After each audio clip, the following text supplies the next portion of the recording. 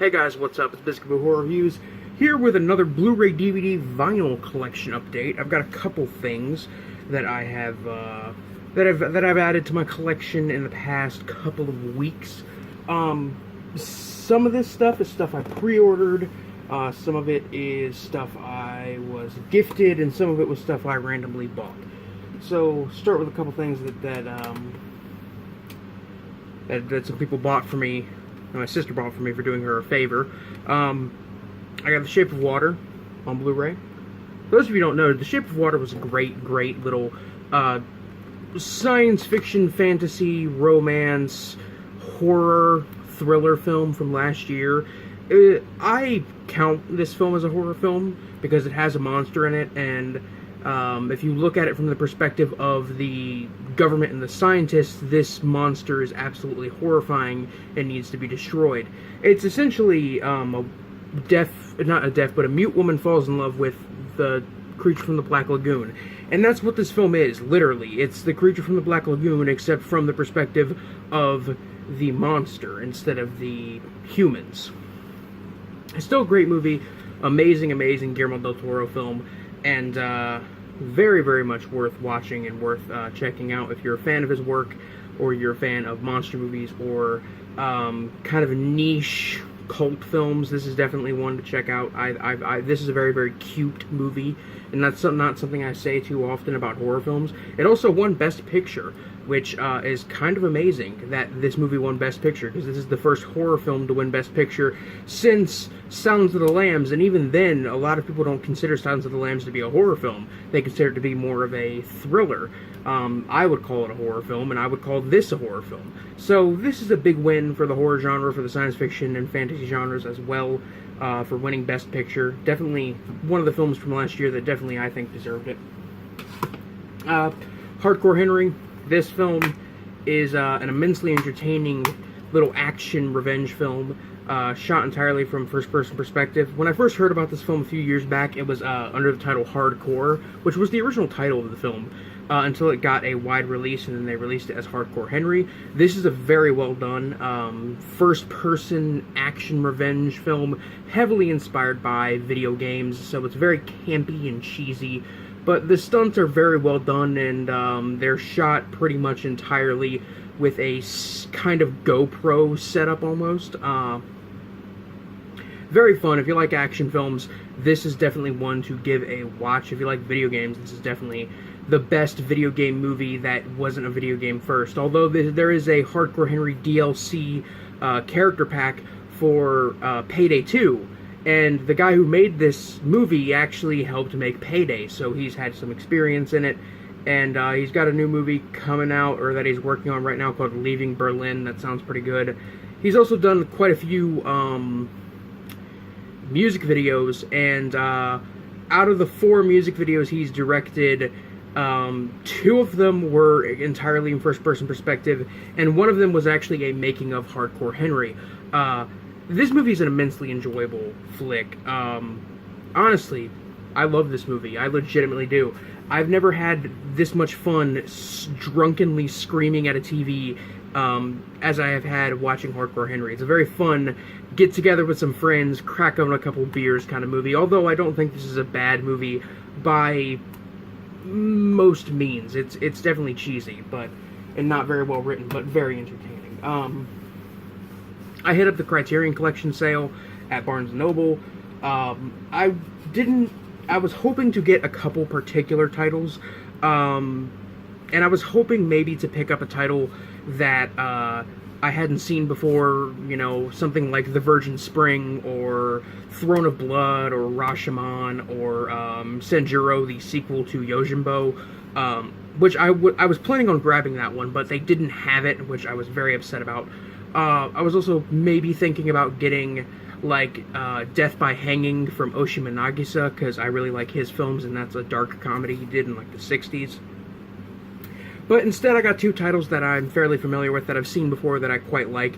I got David Cronenberg's Scanners, which this comes in, like, a little media book thing, which is nice. I like packaging like this most of the time, but I don't know, you know.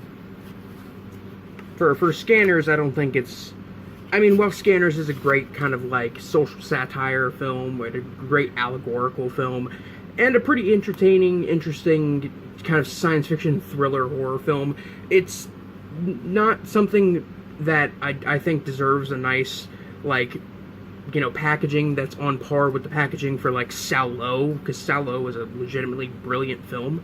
That being said, I really like Scanners. Really good Cronenberg. Not my favorite Cronenberg film. My favorite probably goes to another Criterion title, which is Naked Lunch. That's probably my favorite Cronenberg film, with maybe Crash or Videodrome at a close second.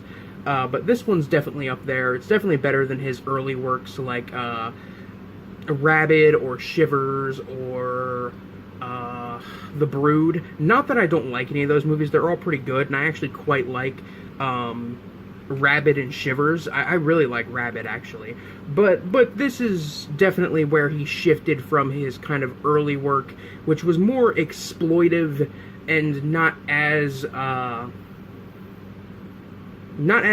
allegorical, metaphorical, lyrical Miracle Whip kind of shit. This is where he kind of moved towards being more satirical and more kind of, I don't want to say political with his films, but definitely, you know, they're about more than just, you know, killer mutant children. This release also comes with Cronenberg's first feature film, Stereo, from 1969, which I haven't seen, which I was happy to find out that was on this release. It's a very nice release from Criterion.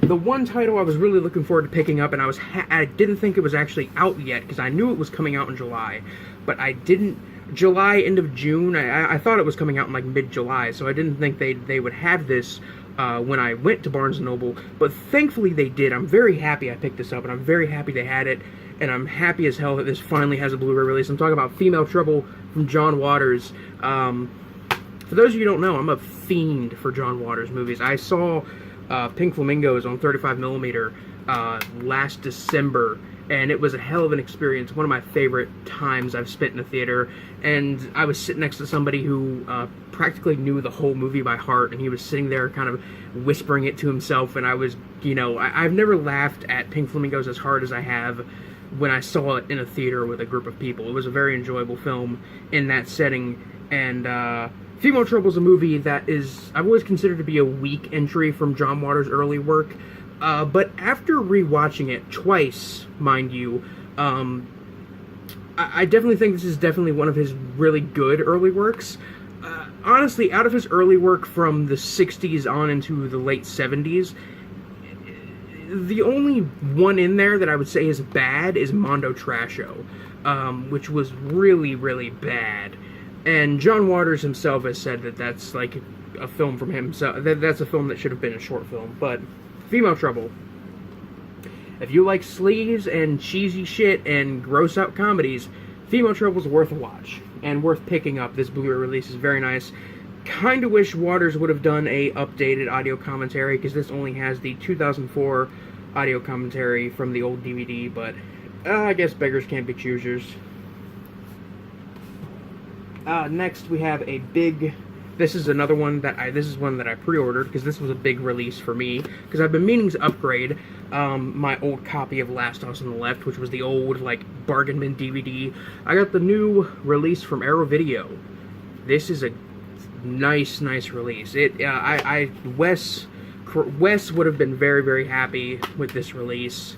You know, comes with the 2 discs, which I think both these are Blu-ray. Yeah, 2 Blu-rays containing both the unrated version, the R-rated cut, and the, I think it is known as the Krug and Company cut, which is like another alternate version of it, as well as the soundtrack, which I did not know this, but David Hess, the star who stars as the main antagonist, Krug, actually did all the music for the film, or most of the music for the film, which is very, very cool. I did not know that.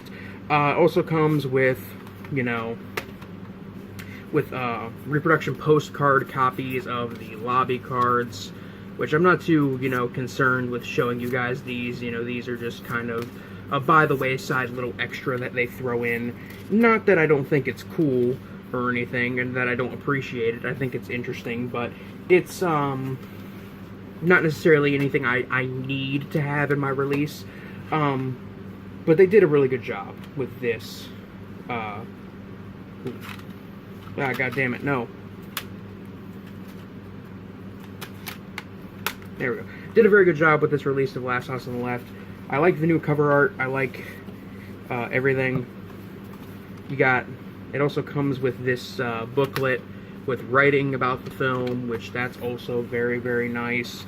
And like a lot of good Criterion releases, not Criterion, but Arrow releases, comes with a poster featuring both, double-sided poster featuring both the new artwork, which the new artwork's nice and everything, but it has the original artwork as well, which I kind of prefer, that black and white, you know, old school grindhouse feel. I have the, can't really see it, but I have the Last House on the Left, not Last House on the Left, but the Hills Have Eyes poster from their release of that, which was another great release of a Craven film. They're really doing great. You know, Wes, I think, would have been proud of this release. Would have been happy that there's a definitive release. And I watched the Kruger Company cut, and that's actually a pretty interesting cut of the film, because instead of them finding their daughter's corpse like they do in the film, like they do in, I think in both the R-rated and unrated versions of the film, they find her alive and she tells them who did it. But yeah, very, very nice release. You know, I also got the Hills Have Eyes release that Arrow did a few years ago, because I've been meaning to get a copy of the Hills Have Eyes, so I got that, which, this one doesn't have as big of a booklet, but this one has quite a few special features, and it's also signed by Michael Berryman and Dee Wallace. I just kind of wanted an excuse to pull that off the shelf and show it off. Finally, on to the last title, and the biggest upgrade in title in this collection, and I'm honestly kind of mad. This is a title that's limited to 2,000, and I'm kind of mad it's limited to 2,000, because I rewatched it with this new Blu-ray, simultaneously I watched the old DVD of it on my laptop. I played them both side by side to compare shots, to compare the restoration, and after looking at this restoration, I'm kind of pissed off that this is only limited to 1,000. I hope that maybe there'll be a regular, like, home media release from Troma or whatever of this film with the new restoration, because this new restoration with the color correction and everything is the version that should be out there, because it makes the film way better. I'm talking about Combat Shock, which Severin announced they were doing a limited Blu-ray edition, which is signed by the director and numbered to 1,000. I got 193 out of 1,000. I had to refresh the page, the web page, the Severin page, a few times for like 2 hours in order to get my hands on this bad boy, but it was worth it. Shit ton of special features, including the soundtrack to the film done by the star of the film, who is the brother of the director. Soundtrack is included, which is the first time the soundtrack's ever been released, which they remastered the soundtrack too. That long-ass list of fucking features right there is all on the one disc. It's got a bunch of short films, including the promo sequel to Maniac 2, Mr. Robbie, that they were going to shoot, but didn't get the funding, and then Joe Spinell passed away, sadly. This was a $40 release, and well worth every penny of it, especially if you're a fan of Combat Shock. I mean, I wouldn't say that this is one to get if you've never seen it before. I'm pretty sure it's sold out now, but you know, they had this up on pre-order like on the 24th of last month. But if you've never seen Combat Shock before, maybe I wouldn't say this is worth the money right off the bat. But if you have seen it and you're a fan of the film, this was well worth the $40 that you had to pay to get it. You know, the old DVD from Troma is not a bad release of the film, mind you. It's a decent release, but the film isn't color corrected, so there are moments where there's blood coming down the wall or whatever, like something like that, and the blood looks brown. And I never even realized it was supposed to be blood, honestly, until I watched the color corrected version. So the film has never looked this good ever, even when it was originally screened. On top of, you know, getting that nice limited edition, this is never going to be released this edition of the Blu-ray is never going to be released again, meaning there's only 2,000 copies of this bad boy, and there's not going to be a standard edition or a non-slipcover version. So that means this is going up on my shelf with my Arrow video box sets that I have up there that are the nice, expensive ones that I want to hold on to.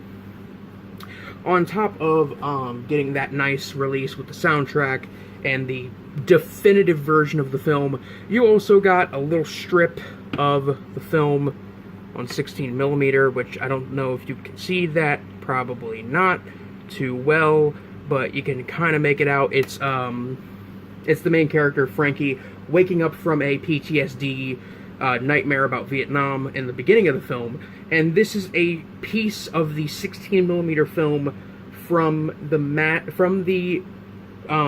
director's own personal work print. This is like the only master copy of the film, and after restoring it and color correcting it and everything, they cut it up and gave pieces to people, which some people might say that's sacrilege and terrible to do because it is like the only master copy of the film.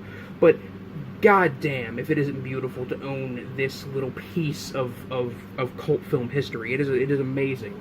To top it off, you also got this American Nightmares, which, as far as I know, this book isn't getting re-released either. This is a copy of the director's shooting diary, which is literally his diary he was writing as they were working on the film. Contains, behind-the-scenes stuff you never knew about the film, which I've read some of. It's definitely really interesting. I'm gonna have to finish reading it someday, but behind-the-scenes stills and everything. And to top it off, like the last half of this book, the last half of this is literally just the original script to the film, so if you wanted to read the original script in its entirety, you can now. There's also articles in here, like copies of articles from when the film was released, the original poster, stuff about it being at a film festival, it on the cover of, what is that, Deep Red magazine in June of 1988, on the Gore Gazette. Ooh. So you can actually go in and read all these old articles about combat shock, which is, again, something you really couldn't do before. It's not like they had copies of these newspapers lying around, as well as pictures from its various screenings, premieres, etc., etc.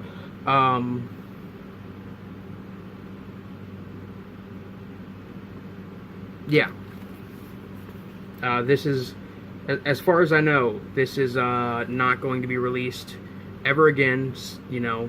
This book, I think. I don't think they're going to release this book ever again. It also has the music, the original sheet music from the soundtrack in the back too, which is kind of cool. This is very, very good. It's the American Nightmare Scrapbook, and like I said, this is going on the shelf with the expensive Arrow box sets, with the Female Prisoner Scorpion box set, with the the American Horror Project box set and the Herschel Gordon Lewis box set. This is going up there with those because this is a on par with Arrow Video kind of release, and it's a shame that this is limited to 2,000. Not just this particular edition, but just this restoration of the film. With that being said, that is actually it for the DVDs and Blu-rays. I know that was quite a long thing. It's already been like 20 minutes, but on to the one vinyl I bought. Believe it or not, even though I, on this channel, have expressed a lot of love for metal and rock music and punk rock music, the last few albums I've shown off are from Ghost and Skeleton Witch and Death, Suicidal Tendencies, and the Dead Kennedys. I do like music outside of those genres. And a band I really like that's outside of that genre, almost into, I guess, kind of an almost pop genre. I don't want to necessarily say pop. I don't really know what genre to class this band as. But a band I really enjoy that isn't, primarily rock and metal is the Gorillaz. So I bought, this is the actual first record, or I think this is the first any album I've really owned that isn't a soundtrack or a metal or rock album. So this is very, very cool, because I'm a fan of the Gorillaz. I'm not like super deep into their music. Like, I haven't listened to their new album, which I heard was okay. But I've listened to quite a few of their albums, and this one is definitely one of their best works. Don't know what to say about the Gorillaz. They're a fairly popular band. Like, I think most people most people who are aware of their existence enjoy their music,